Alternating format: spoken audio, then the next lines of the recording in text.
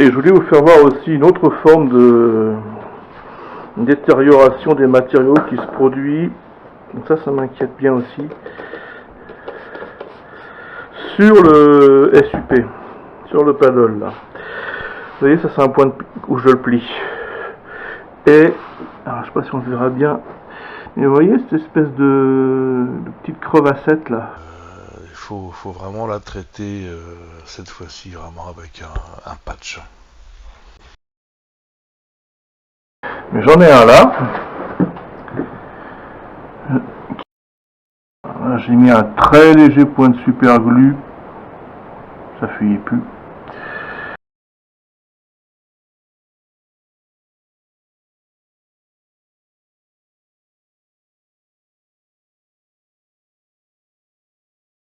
Donc ça vous connaissez, hein, il y a plusieurs marques qui le font.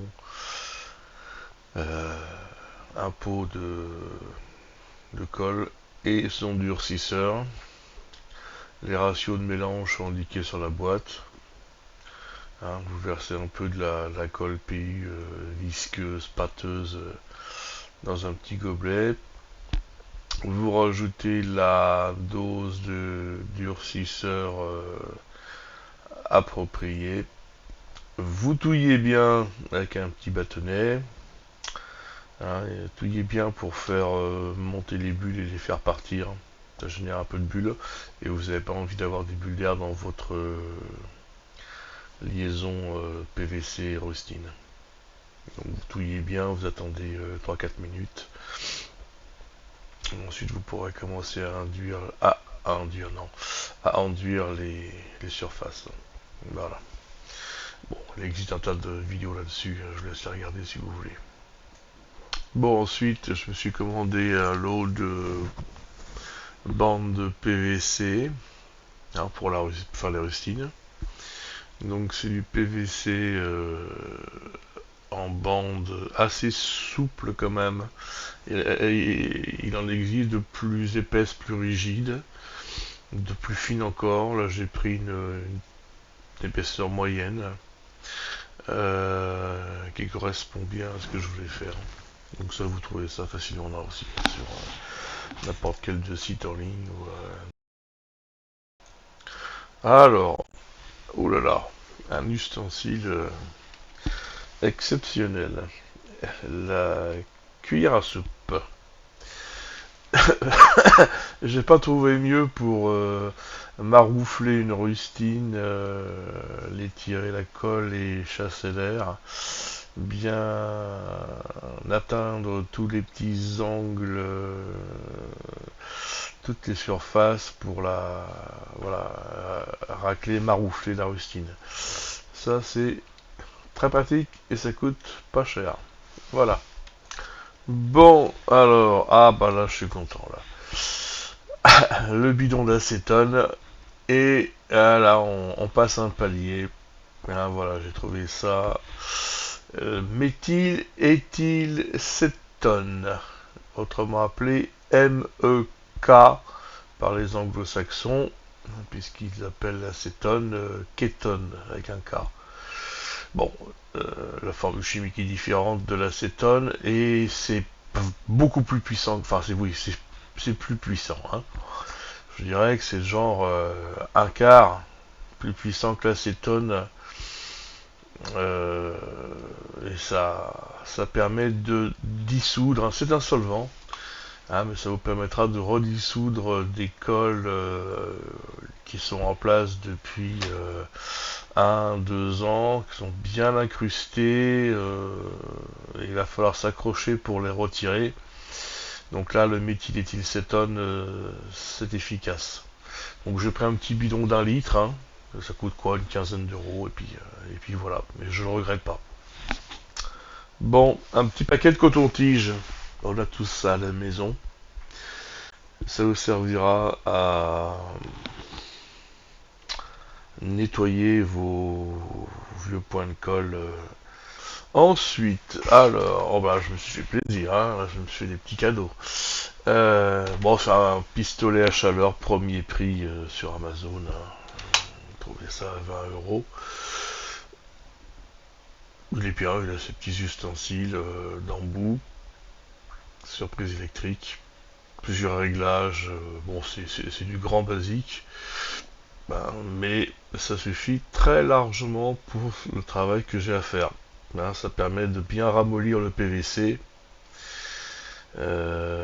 afin de le travailler mécaniquement et également pour ramollir les cols PVC, hein, les PVC vinyle cement, dont je vais vous parler plus tard.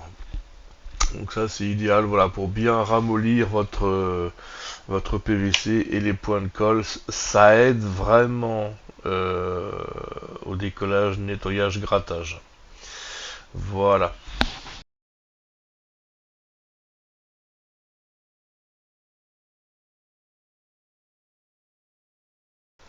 Alors, vous avez déjà parlé de ces colles dites vinyle cement qui sont très très bien pour des réparations de piqûres, perçages, déchirements ne dépassant pas les 1 cm.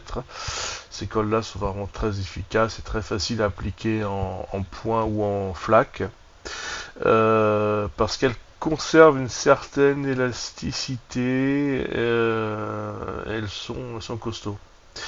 Le fait est qu'avec le temps, l'eau de mer, le soleil, etc., elles ont tendance à quand même redevenir cassantes. Au bout d'un certain temps, eh bien, elles se refissureront, elles vont se recraqueler et provoquer une fuite, une petite fuite. Voilà, donc ça c'est quelque chose qu'il faut quand même avoir en tête, c'est mon expérience, hein, je l'ai constaté.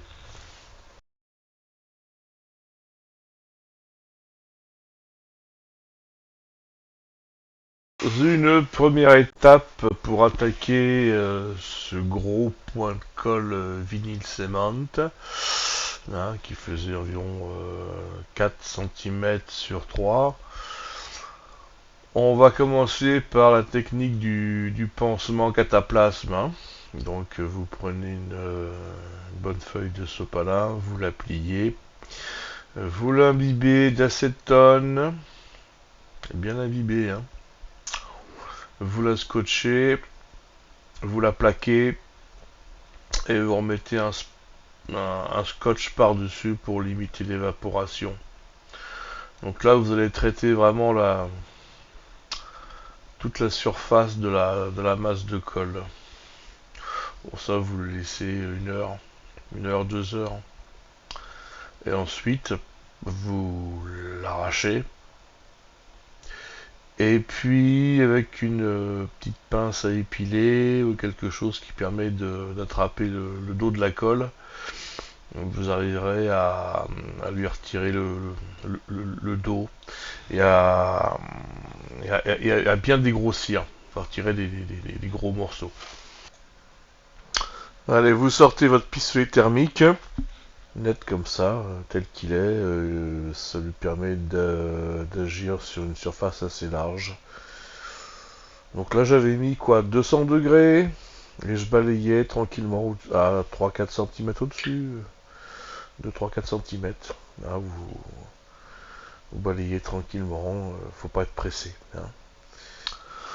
Et ensuite, avec une petite pince à épiler au bout très arrondi, au doigt même, hein, vous essayez de rechoper des filaments de colle que vous tirez, hein, pour continuer à dégrossir, hein, la masse de colle qu'il y a.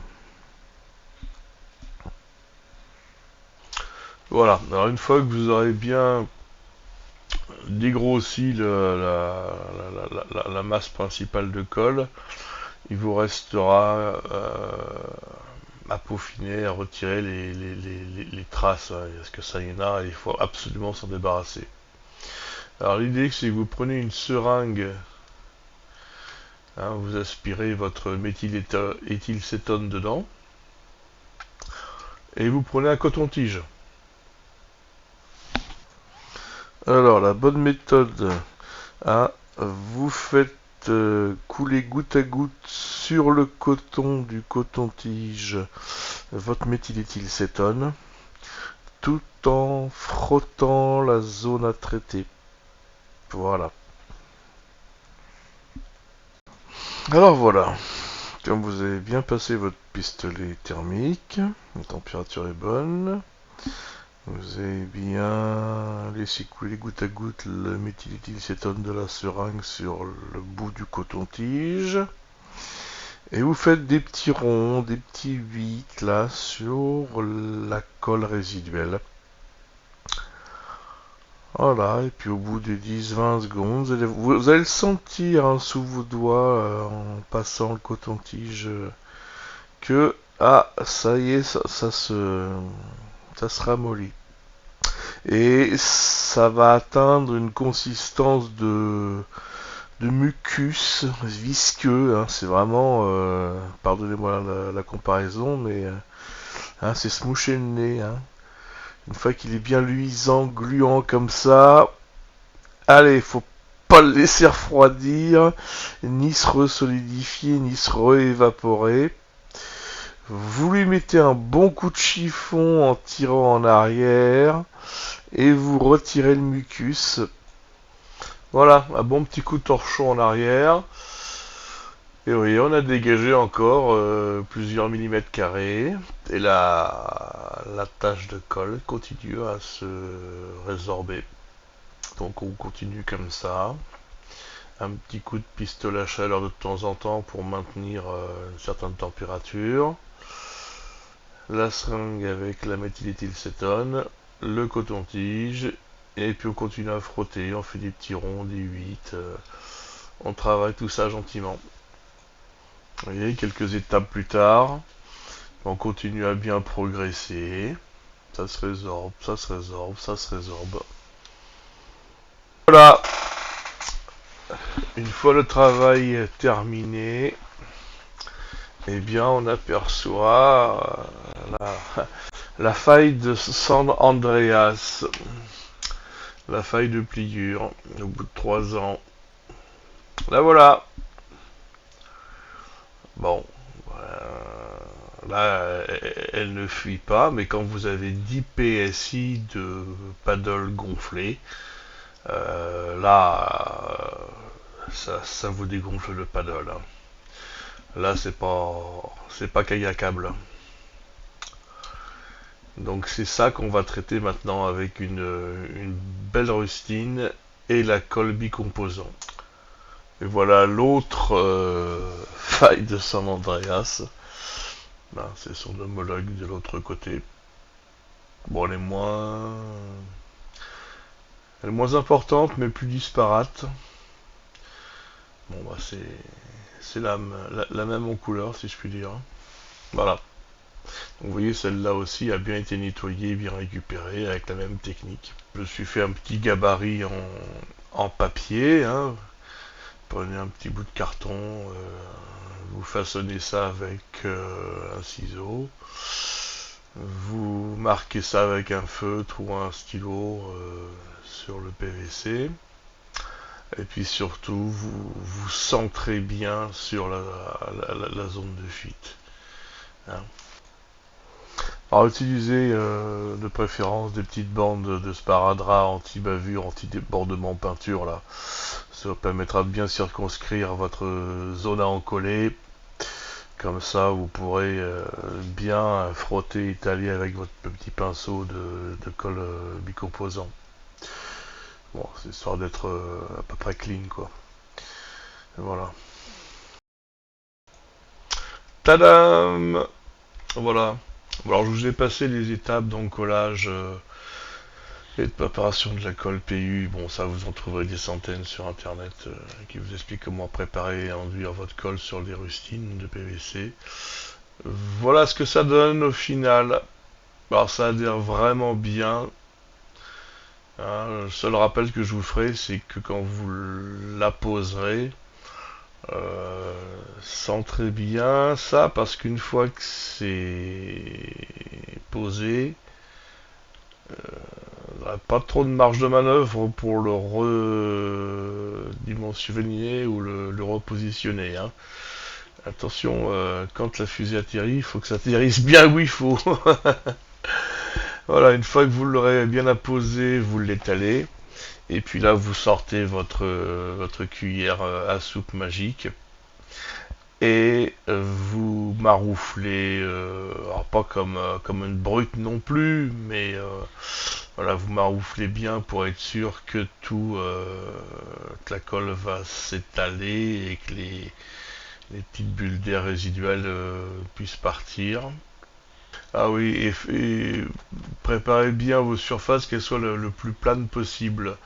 Bon là, c'est assez facile comme cas, mais il peut y avoir des angles ou des choses comme ça. Et ne le faites pas avec le paddle gonflé, parce qu'il va vous envoyer par en dessous des bulles d'air en permanence, il va fuir. Donc faites-le, votre paddle dégonflé, hein. Et vous posez, une fois que vous avez fini de maroufler, vous poserez un poids dessus. Et puis vous partez finir la soirée, on reverra ça le lendemain. Alors voilà l'autre patch. Bon, ben, même sanction, hein. Alors bilan après réparation, séchage, regonflage, repliage, restockage, redépliage, et bien ça tient parfaitement. Je dirais que c'est comme les coudes d'un vieux pull qu'on a raccommodé avec des rustines, parce que les coudes d'un pull, ben, c'est là où ça s'use. Et bien les zones de pliage de bande PVC bien saillantes du Trek à ce niveau-là, et bien ça y est, c'est pareil. On a mis une rustine et ces zones naturellement fragiles sont maintenant protégées. Voilà. Et bien on replie le E-Trek. Voilà, et moi je vais finir de prendre mes antibiotiques parce que avec l'angine que j'ai et le vent qu'il y a à Marseille, je reprends pas la mer de suite, mais à bientôt pour de prochaines aventures. Voilà, j'espère que cette petite vidéo vous aura apporté des aides. N'hésitez pas en commentaire à commenter. Et puis je vous souhaite une excellente sortie kayak à tous. À bientôt.